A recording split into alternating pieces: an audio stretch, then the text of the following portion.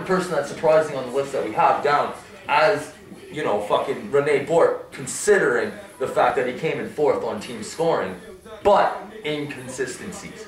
Oh, straight goods. And when you look at him play, you can see him. He does not have the passion to be playing the game of hockey right now. No. He scores a goal, he got the fist pump, and he's like, woohoo, does the pound fist, and goes on the ice and plays 30 seconds and kind of saunters off the ice afterwards. He saunters. That's my number one. You know what? That's my biggest problem with Rene Bourque is you watch him on line changes. He's not hustling. You don't see no hustle behind him. Gets beat in the corner and he slowly skates off. And dejected. And you know he misses a shot, he skates off, dejected, and he doesn't hustle. You know there's no second trying there for him. You know it's make it on the first shot. If I don't make it there, then you know I'm doing a line change because I'm not going to make it. Yeah. Now you know that's Bourque, who did produce. We will give him that. He did produce. He came out with a solid 50-point season.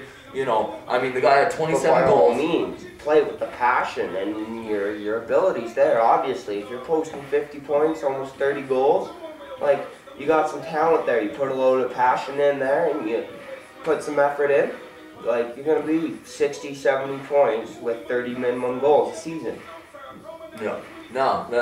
You know, like I said, he produces. But let's talk about some players that don't produce, or you know, are streaking at best, and you know, bad decisions on the Flames' parts. You know, we go back to that big trade over a year ago, the Dion Phaneuf trade, and you know, you look at who won that trade. Well, you know, nobody really won that trade. No. Okay, like Dion still hasn't been able to come back from where he originally was when he played with us in his early season. What's the highlight of this year's season is him getting a C smacked on him, and he's off to the World Championship. Yeah. But on the flip side, you know, Hagman, fucking Stasian. Hagman's got the skills, he's got the hands, he has flashes of brilliance, you can see it.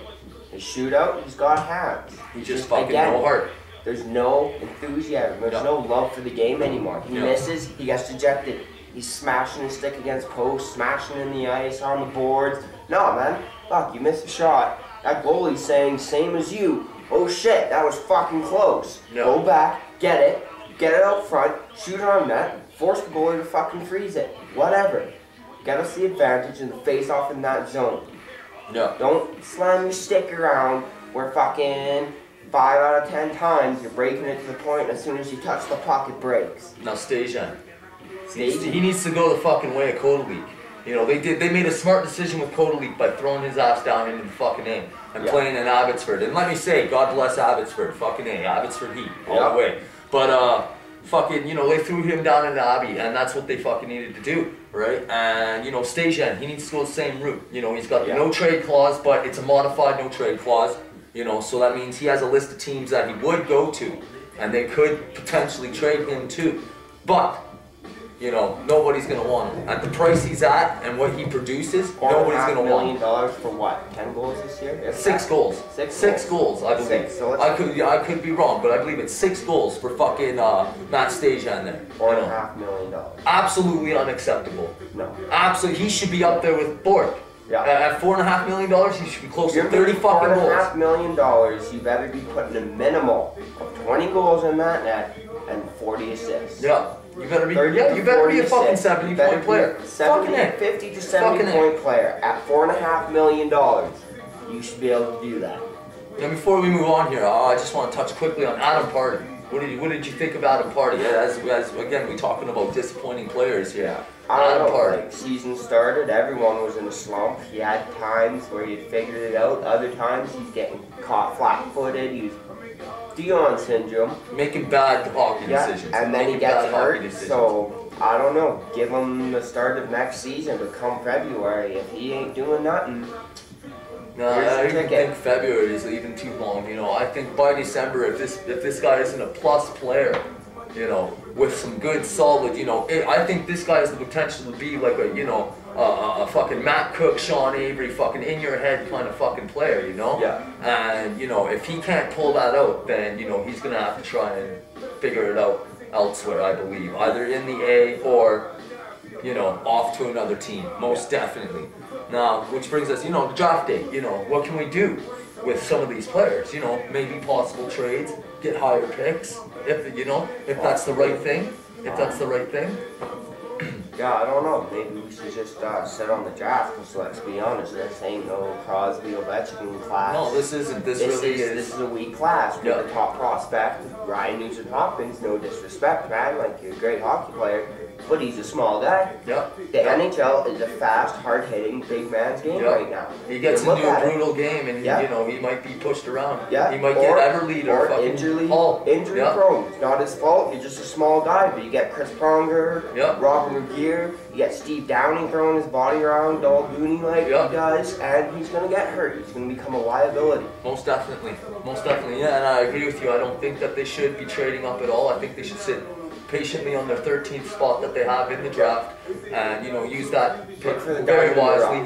Yeah, use that pick very wisely. You know, depend on your scouting. You know, I know our scouting is not, you know, the fucking A class of the fucking league, but the key is, do not focus in on this first round draft pick like he's our Crosby.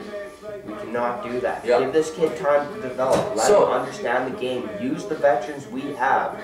Teach him the game. Don't force him in there and be like, hey kid, we need 30 So should we make a splash on draft day? Should we be trading players on draft day? The trade that I heard, the trade that's been going around the rumor mill, was Matt Stajan and Jay Bouwmeester over to Columbus for Christian Huselius.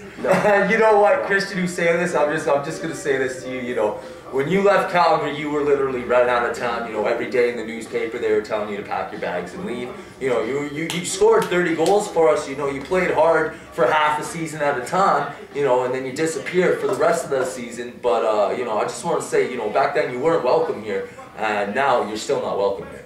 Absolutely not. You know, we don't want, you know, your trash on our team. Feeling set aside, let's look at his play. Yeah, he puts goals in. He's streaky. He's streaky. He's Alex Kolalik. Look at his season, and he gets discouraged and he doesn't score for 16 games. His season in Columbus this year. He got hurt. It was pretty big. He missed a considerable amount of hockey. Yeah, he came back. He had a hat trick in his first game back, or second game back, or something. Well, congratulations, buddy. You hyped yourself up, and you couldn't keep up with it. And flat bottom line, he's old. I'm sorry, we got old players. We got Damon Langkow. We got Robin McGear. We got Corey Sargent. No offense, you guys are solid, sound-minded hockey players. But this, again, is a fast man, hard-hitting hockey. And it's getting younger. It's getting younger. It's getting faster. It's getting fancier.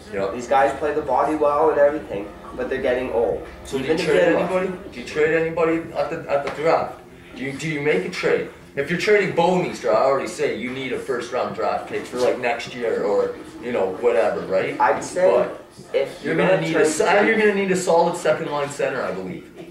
Well, I believe we're gonna trade Jay Bouwmeester. We're gonna at least have to move up to top 10 in the draft. Whether that means switching pick for pick, we give our 13th for top 10 Jay Bouwmeester and conditional second or third for the following year or something. But other than that, like, I don't know.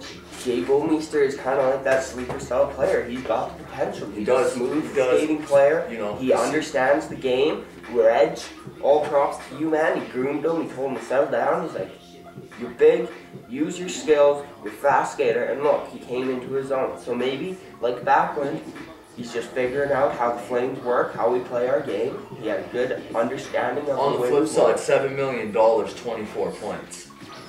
True. 7 million, 15 goals back-to-back seasons in Florida. Minus 13. Oh, yeah, he had a plus-minus that was not a good one at all, right? But, like,